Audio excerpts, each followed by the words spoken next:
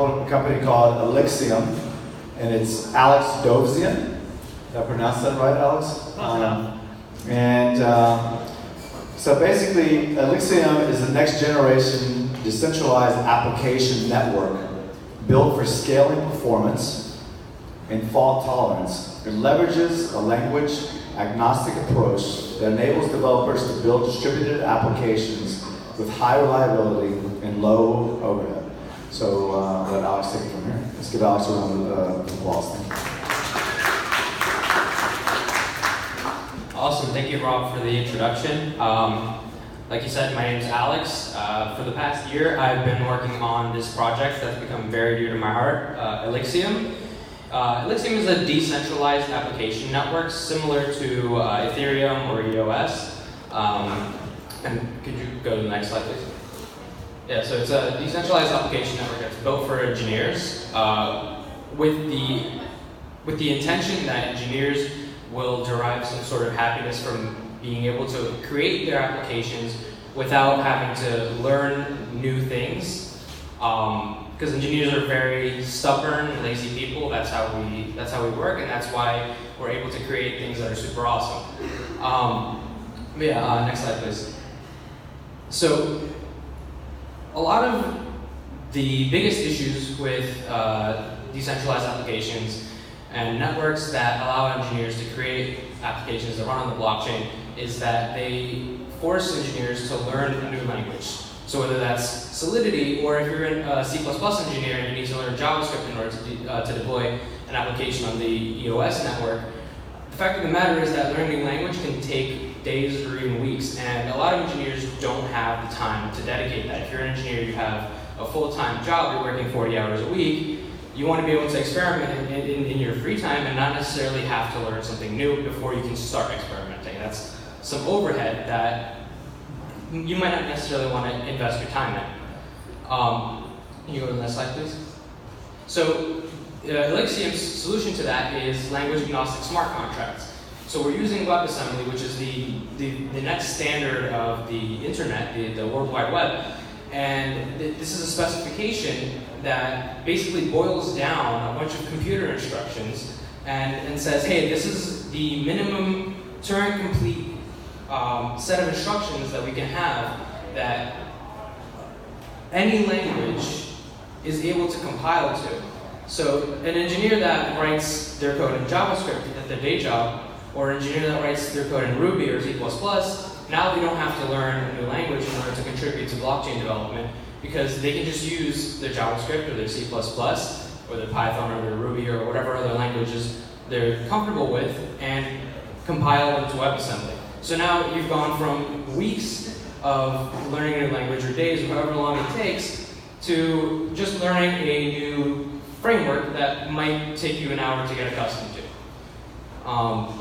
So these are just some of the languages that compile to WebAssembly, and the cool thing is that WebAssembly is an open source driven community, so any language is able to compile to this. So the actual teams for these languages individually will work to get their language able to be compiled to WebAssembly, because it's going to be the standard for the web. So that removes the monopoly of JavaScript from the internet, from web browsers as we know them now. Next slide, please. So Elixium is built with technology that has scalability and fault tolerance at its core, and that technology is Elixir. And Elixir is built on Erlang OTP. And that's important because Erlang OTP powers the entire telecom industry. And I don't know if you've noticed, but you never drop a call whenever there's a software update in the telecom industry. That's not acceptable. You don't have downtime from your cell phone network. You're almost always able to make a cell phone call if you're in an area that has coverage. So this language, Erlang, was built specifically in order to be able to have high uptime. And when used properly, Erlang offers scalability of up to 9 nines, which is maximum downtime of 23 milliseconds per year. And we're bringing that into the Elixium network. So we're able to allow nodes to not go down. right? So in the blockchain, you have strength in numbers. You have a bunch of nodes, and if one of them goes down, it's fine. Because on the macro scale, you have a bunch of other nodes that can cover up for it. But what if you didn't have to have any nodes go down? What if as soon as a node goes down, it could just turn itself back on, right? And that's one of the biggest powers of Erlang. Concurrency is also fundamental to the language, so concurrency is super cheap. You can spawn hundreds of thousands of processes to even millions of processes in one computer, right? So now you're able to process millions of different things at the same exact time, right? Next slide. Yeah. So I touched on this a bit before, but it has built-in error containment and fault tolerance. So if there's a specific part of the process that fails, it can restart itself. So a lot of bugs that are encountered in software today is your program reaches a state that the engineer did not account for. And I'm sure many of you have heard the term, if you have an issue with your computer, you can turn it off and back on again, and then it's fixed. And why is that? It's because your computer reaches a state that was not intended for, and when you restart it, it resets the state, right? So this is sort of the same thing, but in the nodes themselves. Next bullet. Erlang also features hot code reloading, which means that we're able to pull in changes as the code repository is updated. Whenever there's a new software release, instead of a miner or a node needing to take down their node, download a patch, run the patch, and then turn the miner back on, you're able to have an opt-in where the miner can automatically pull new code without having to go offline at all. So now you've reached an even higher level of uptime, right? So now we're really getting to the point where hard forks become a lot more minimal, right? You don't have as many issues where you have to coordinate between miners and nodes with software updates, because on minor releases, they can be updated automatically. Next slide, please. Yeah, and so writing distributed applications in Erlang is easy because that's what it's built for. And the ultimate distributed application is the blockchain. It's distributed across hundreds of nodes or thousands of nodes. Next, please. So because of the cheap and easy concurrency and parallel processing, we're able to also massively parallelize transaction processing. So now when you receive a block, you don't have to pull the transactions one by one, process them, and then add those atomic changes to the chain. You can take 10, 20 transactions at a time and process them at the same time within the block. So you're no longer doing it linearly, which increases transaction throughput. Next, please. I touched on this before. There's no more friction with new updates because there's hot code reloading, so you're able to just continually update your code base and have everybody synced to the correct version of the software. Next, please. So fault tolerance on the micro and the macro scale, so nodes don't go offline and the network doesn't go offline. Next, please.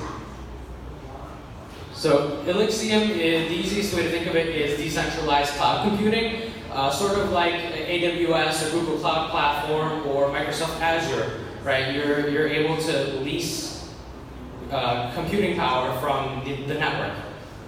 Next, please.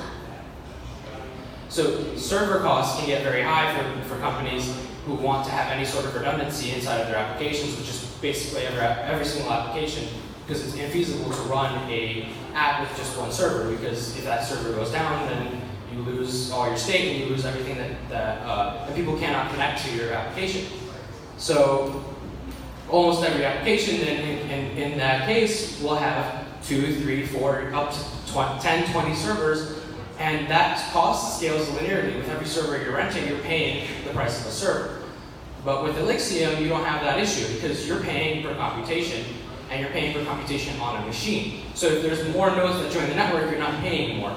You're paying a flat rate. Next, please. Yeah, so on-chain cloud computing offers the ultimate redundancy.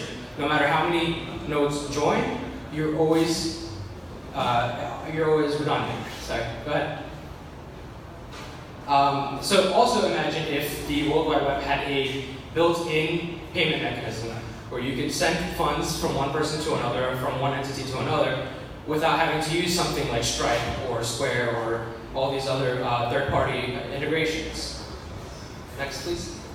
With Elixium, you can accept payments as an online retailer or service provider without having to use Stripe or another intermediary. You can programmatically allocate funds from every transaction that you receive as a retailer back into your cloud computing funds. So you can say 10% of every transaction I receive, I want to allocate back to my own application so that it can keep running. You're also able to pay commission-based employees automatically based on the sales that go through. So our next steps are to finalize our fund allocation and distribution, set up our legal entity, get all that stuff done, raise capital, and then grow our team and make this a badass product.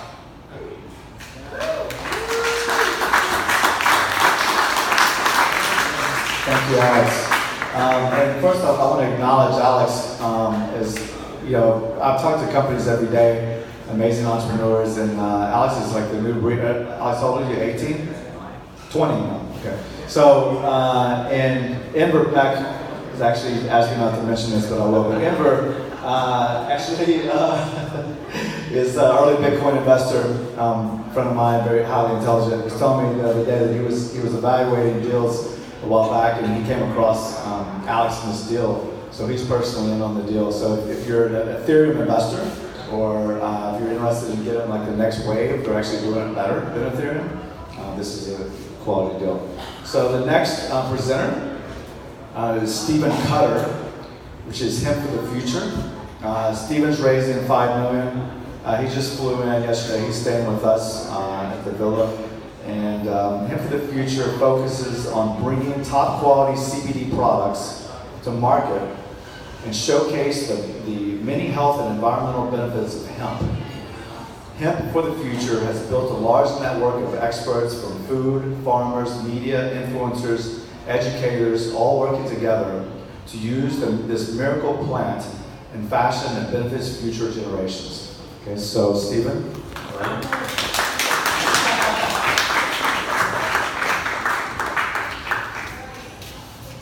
Thank you all. Talk to Nate. He might have some samples for you. So, I got into hemp about 7 years ago when I got into permaculture and realized it was simply the most miraculous plant on the planet. You can literally almost build anything with it, from concrete to plastics to fuel to fiber. And so I've been an activist for it, an enthusiast for the last 7 years, going around to hemp farms, meeting up at hemp conferences, talking to the founders of the National Hemp Association. The main problem I had in the industry the whole time is awareness of what this plant is. So one of the things we're doing with our brand is making awareness of all the miracle things it can do. So real quick, how many people actually know about hemp and all the different benefits it has? Okay, we got about half the people, and so that's good to know. But just to let you guys know the opportunity, the reason they made this plant illegal over 80 years ago is it could replace so many different industries and it not be monopolized. So only due to CBD over the last 5 years, the industry's gotten popularized because CBD is linked to many different medicinal and health benefits. So the goal of the brand is to build awareness of not just the health benefits, but also the environmental benefits that it provides for all. So our goal is to raise $5 million and to develop at least 5 to 10 brands to push out to stores. We have contracts with over 140,000 stores domestically to put products on, which includes like Walgreens, CVS, Costco, you name it. We also have 160,000 stores internationally.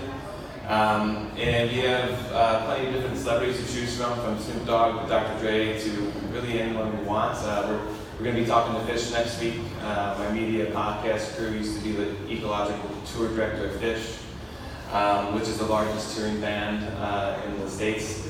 We also want to stand out as a brand that gives back to the environment. So every product sold is going to go back to either a program for veterans that can't afford CBD for PTSD or for children with seizures. So we're going to have many